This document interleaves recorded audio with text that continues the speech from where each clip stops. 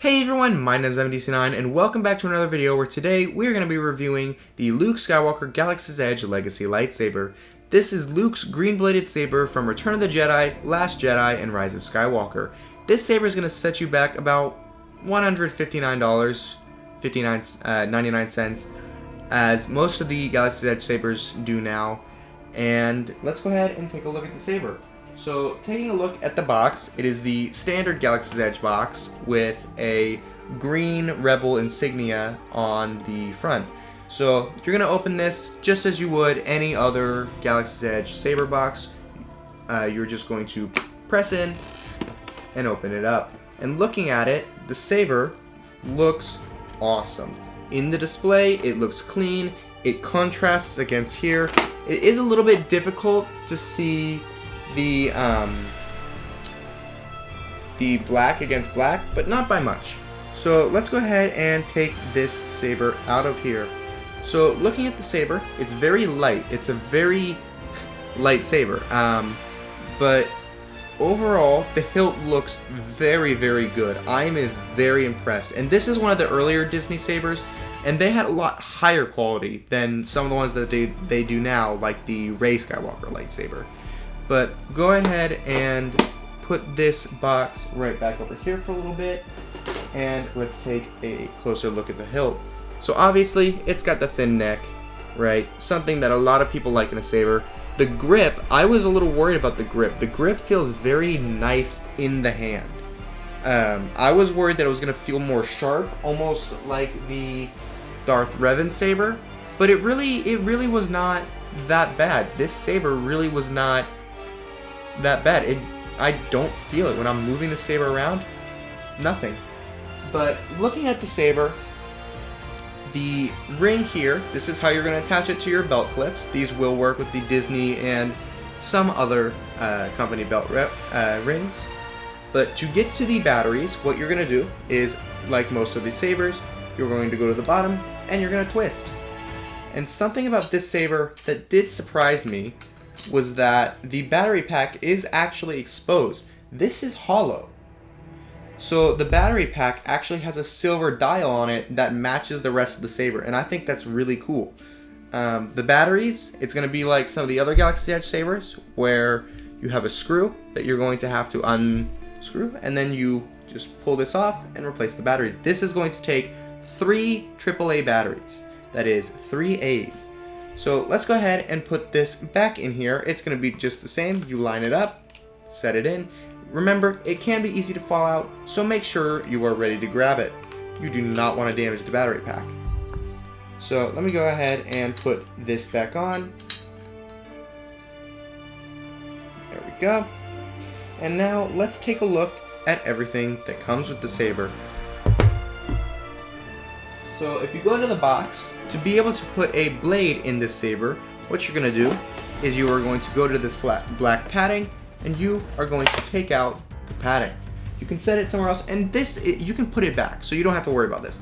But underneath, you have a couple bits of foam, and then you have the other emitter covered in plastic. So you can take this plastic off, and then you just simply take this piece out. So let me go ahead and put this box back down. Right over here, and let me take a look at this. So the blade plug, it's going to be right in here. It's going to be a very simple blade plug. There's nothing too terribly special about it, but the emitter here, it looks alright. It's not going to be the thin neck, but honestly, I think it works for having it be a Disney saber. They did a lot better than the Leia saber, which just something about that didn't look good to me. So what you're going to do to replace this emitter onto here is you are going to take hold of the grip and you're just going to twist, right? Just like you would with the battery packs. And you can take this off. Take a look at the piece here, right? It's hollow on the inside. But looking at the piece, it looks good. And I've seen people use this as a gear shift on their car, and I wanted to do it on mine, but I don't think I'm going to, just because of how you have to grab it if you're going to do the gear shift. I don't recommend doing that. Use a normal gear shift, drive safely. But what you're going to do to put this back on, you've got something similar to the blades right here, and then you have electronics on the inside of here. This piece, it looks honestly pretty bland alone. The saber really completes the look. So let's go ahead and just screw this on as you would any other saber. And let's take a look at the saber now. Obviously, it's a lot thicker. With some of the other companies, you would just need this. You probably would not have this notch here. You might, but normally they would be able to fit a blade in there. But you know, it's Disney, it's a theme park saber. Don't necessarily mind. Let me go ahead and grab my blade and let's put it into the saber. I really hope this is the one that, yeah, it's the one that works. So, obviously, when you have the saber, you're gonna hear the, if I can get the blade out, oh my god. You're gonna hear that sound. That sound means that the blade is in place and then you just have to twist. So let me go ahead and get, you know what, we'll do that in a second. So the switch is going to be this black piece right here. All you're gonna do is you're just gonna flick it up. And I really wish something about this saber is that these two arrows, I wish they would light up. A lot of the NeoPixel sabers, they will have that light up. They'll have special electronics in there. And I think that's something that's really cool. I think it adds more to the saber. And they didn't do this for the Palpatine either, from what I've seen. But I don't really mind it as much because it's a very small detail. And I don't necessarily think it detracts the saber from a whole. So let's go ahead and turn this thing on.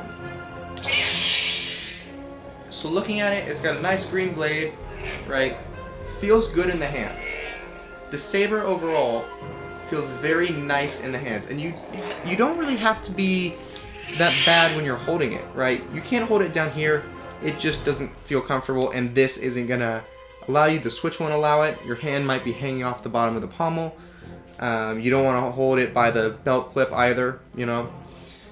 Holding it like this, it's good, but at the same time the switch does feel a little bit intrusive. I think the way you should hold this saber is have your dominant hand up against the emitter to keep your saber from going up like that, right? You'll hold it, you can go in a stab, and then have your second hand on the grip here.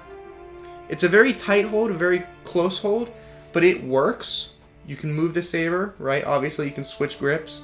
And if you're doing one hand, you can do this. This still feels very, very comfortable. Anyways, I'll go ahead and let you guys have a listen. So here is the ignition.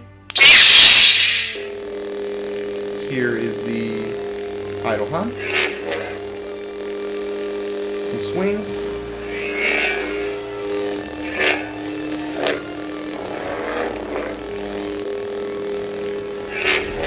Some clashes.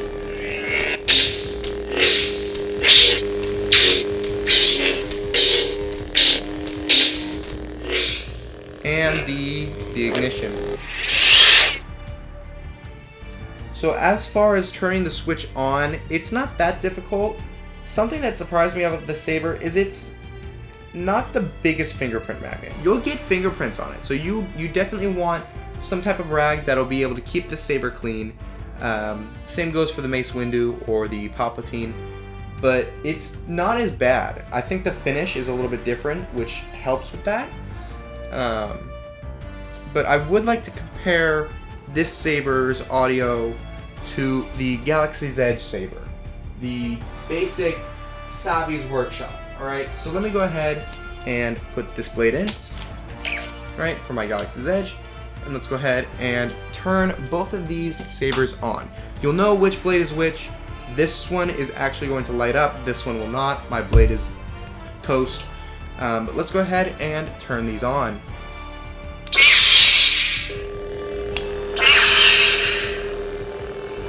So listening to it, the ignition sounds a lot cleaner on the Luke Skywalker, and I think that's partly because of the battery pack being exposed and the audio being completely exposed, whereas the Galaxy's Edge does not have that. You have the battery pack inside of the pommel here. And overall,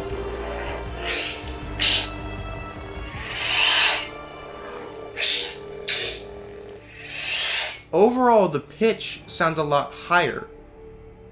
So that's something that I definitely have noticed. I would like to take a look at the Ben Solo because I know it has similar parts of the sound font in it, So let me go ahead and move all of these boxes. Open up the Ben Solo case and pull out Ben Solo's saber. Go ahead and insert the blade. This one always has some trouble. Alright, so obviously the ignition, it's going to be different.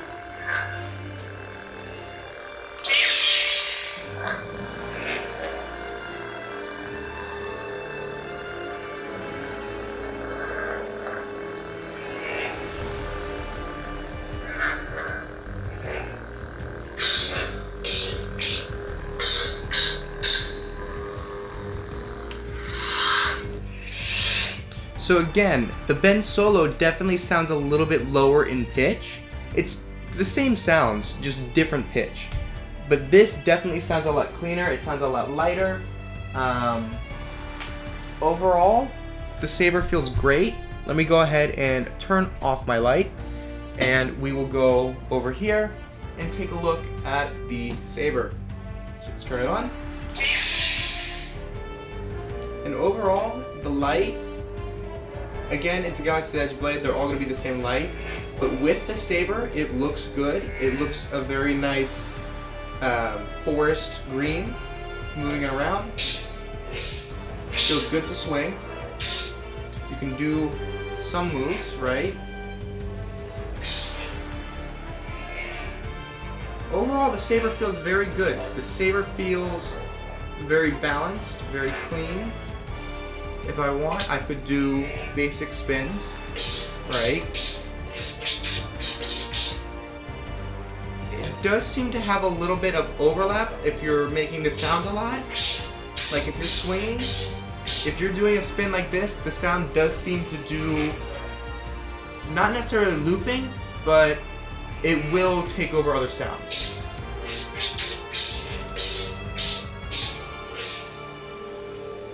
And if you do listen very closely, you can hear the looping of the idle hum, but not as much as you would a Sith saber or a Maul saber. So let's go ahead and turn this off, turn this light on, and end this review. If you guys did enjoy and you did like this review, make sure to like and comment on the video. If I could have done something better, leave a comment, let me know what it was.